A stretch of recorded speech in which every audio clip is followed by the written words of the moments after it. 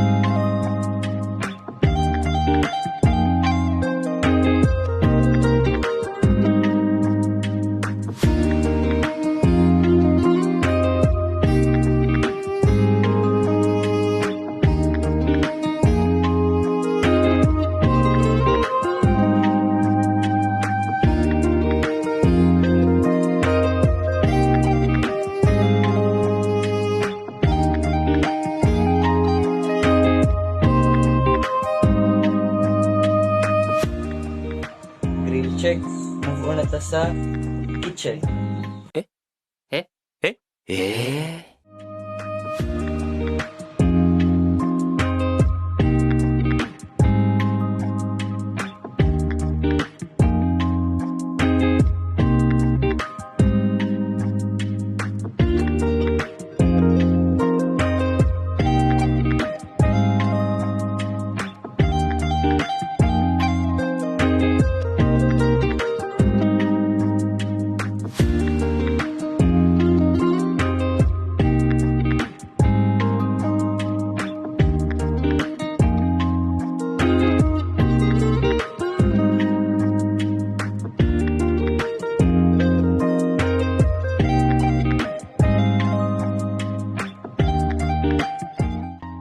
Tell me about your work immersion experience. Well, my work immersion experience was a valuable journey of failures, learning, and growth.